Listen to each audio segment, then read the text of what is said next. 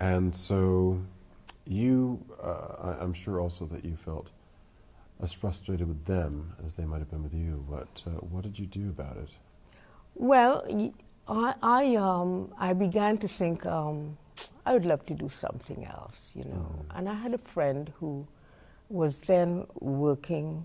She had been a nurse, and somehow she had quit nursing and was working at CBC.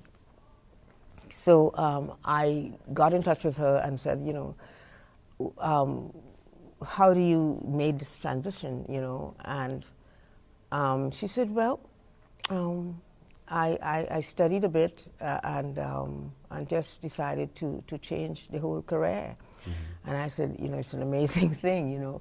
Would I get into Ryerson? She said, yeah, you can get into Ryerson. You know, you have a degree already in nursing, in midwifery, and therefore just write. And I wrote and I got it. So that's amazing. Yeah. At that time, Ryerson was not, you know, didn't have the reciprocity of a full university yet. But I got in. What was it like at that time? What was Ryerson? I'm sure you know, these studios didn't exist, and no. You know, things were a little different back then. But what were some of the other differences? I found that I don't know what it's like now. I know that they have a lot more, you know, but we had the Department of Journalism had to be with the radio and television people. Right. So the first year, we were all the same students with the same subjects and so on. Right, exactly. And then after the second year, the journalism student went off to do essentially journalism. And we were left to sort of do the other subjects and stuff like that. Right. But I enjoyed Ryerson, what I learned and so on. It was brand new to me because the point is leaving the medical scene and coming into the artistic areas and so on. It's a relearning of all sorts of stuff, you know, literature, books and all sort of, you know, and the arts and the whole bit. But it was totally enjoyable. And I learned as much about acting. I got more interested in my intention was to be a radio broadcaster. That was my sort of aim and goal. Right. That's what I wanted to be. And so, what happened on that journey towards being a radio broadcaster? I could only study for sort of two semesters, you know, and I didn't have the money to continue because you know, you couldn't just pay from nowhere. You know, I had no family here or anything like this, so I had to quit and just go back into nursing in a sort of a way, so just to make a living.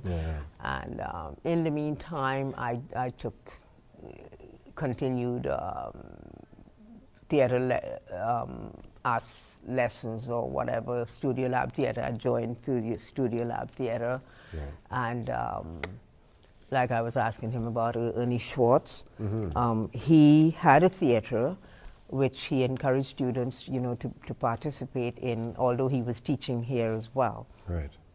And I was a regular student at Ernie's studio, and you played some roles? Did you play some really fascinating roles? Ernie got a grant at one point to do the Three Penny Opera. And we did it up at Sudbury University. And we all went up there for, I think about maybe two months or 2 or 3 months, something like this. You know, it was one of these splashy projects, which, you know, the government had something called a LIP, Local Initiatives Projects, which they would grant a company money, and they can hire, you know, students and so on, as long as it involves employment for students and that sort of thing. So I got involved. I auditioned and I was cast as Jenny. Played Jenny. Jenny Diver. Jenny Diver. Amazing. And so what was that experience like, being in Sudbury and in that particular show? That was an amazing experience.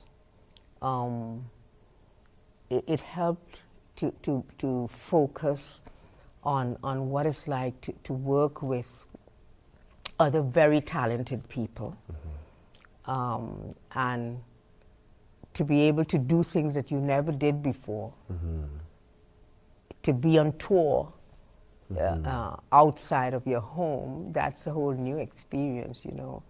And the whole thing was quite, you know, innovating for me.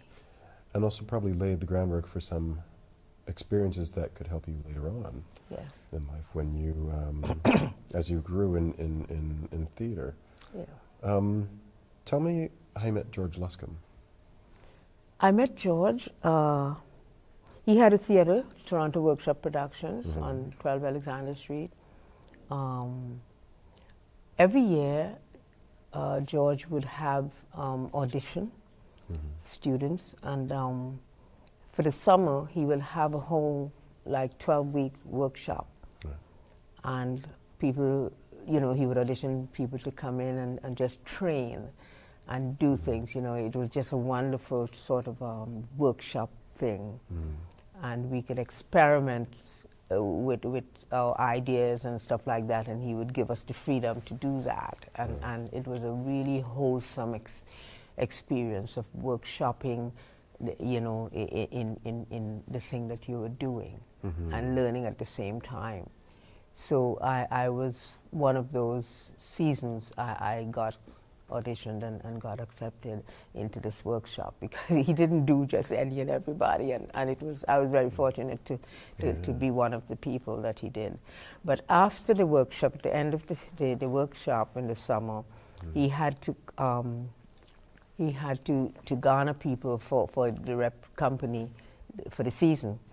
And the plays that they were doing at that time, you know, usually he chose a number of plays, and there was none that I could really fit in. Now, what does that mean? What does that mean? It meant that there wasn't a play.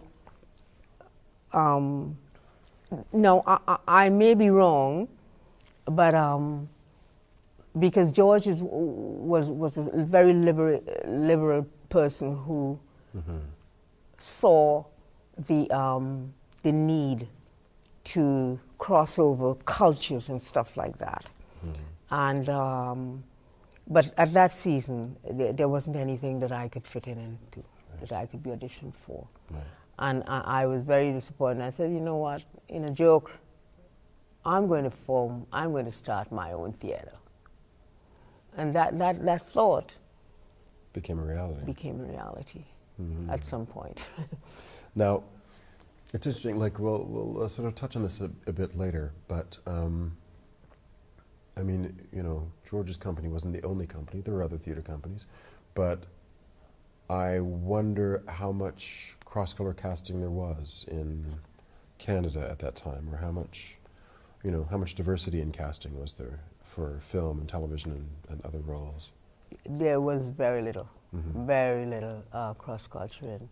I think George, to my mind, to my memory, was the only person who sought out plays, sought out writers who would go there, you know, and he would take a, you know, Fugard's play and say, we're going to do this in this season, so you'll have, like, you know, that kind of production. But no other theater was really, I think Studio Lab used to do some crossing, yes. Studio Lab Theater used to do. I remember there was a very extensive production that Ernie attempted to do. When was that? I think it was actually early 70s.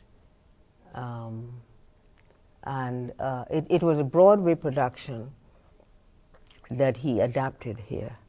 Okay. Yes, but it included some, you know, people from Black Canadians and what have you. Yeah.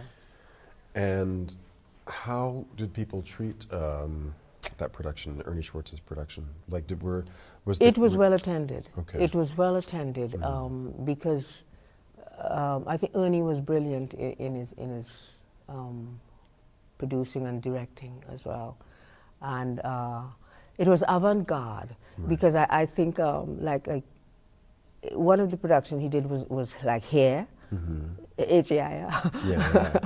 And I